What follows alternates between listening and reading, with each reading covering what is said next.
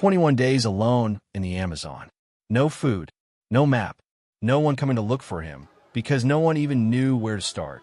A 22-year-old backpacker crawls through mud that swallows him to the knee, leeches fastened to his ankles, and somewhere behind him, 3 other men who started this journey together are now scattered across hundreds of miles of green hell, and only one of them is going to walk out alive to tell the whole story. This is what happened to Yossi Ginsberg in the Bolivian rainforest in 1981, and by the time you reach the end of this, you'll understand why survival experts still study his choices, and why the man he trusted the least turned out to be the reason he made it home. It starts like a lot of disasters do, with a stranger who seems too interesting to walk away from. Yossi was backpacking through South America, young, restless, chasing the kind of experience that doesn't show up in a guidebook. In La Paz, he crossed paths with an Austrian man named Karl Rupprechter, who claimed to be a geologist, who spoke about hidden gold deposits in an indigenous village so remote that outsiders had barely touched it. Yossi went under, the river pulling him down and dragging him along the rocky bottom, his lungs burning, no sense of which way was up until his head broke the surface gasping.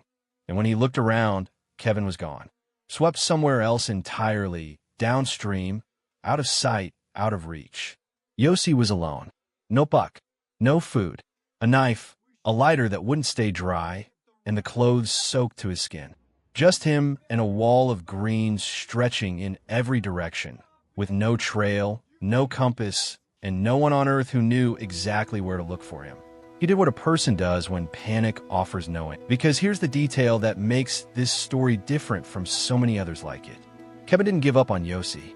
He kept insisting, kept pushing local guides and pilots, kept describing the stretch of river where they'd been separated, even when people told him the odds were close to nothing, even when it would have been easier and safer to accept the obvious and go home. Back in the jungle, Yossi's condition was getting worse. Infections had set into cuts on his legs and feet that never had a chance to properly heal. His body was burning through whatever reserves it had left.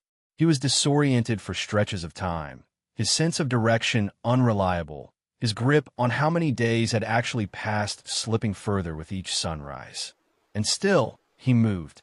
There's a moment, the kind survival researchers point to again and again, where a person's chances stop being about strength and start being entirely about mindset, about the refusal to let the situation become the end of the story before it actually is the end of the story.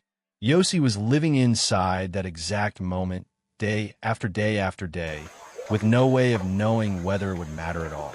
Then, after close to 3 weeks alone in conditions that kill far stronger people far faster, something happened that felt less like luck and more like the reward for a decision made weeks earlier, back when 4 strangers agreed to split into 2 smaller groups. Kevin found him.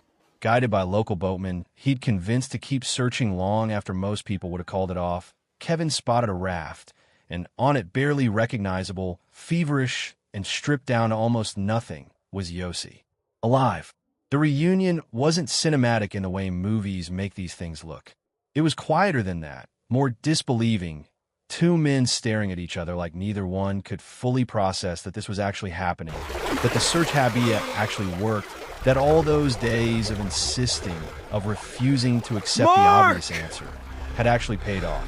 Yossi was taken to receive medical care, his body wrecked by infection, dehydration, and weeks of near starvation, but alive in a way that, by any reasonable measure, he shouldn't have been.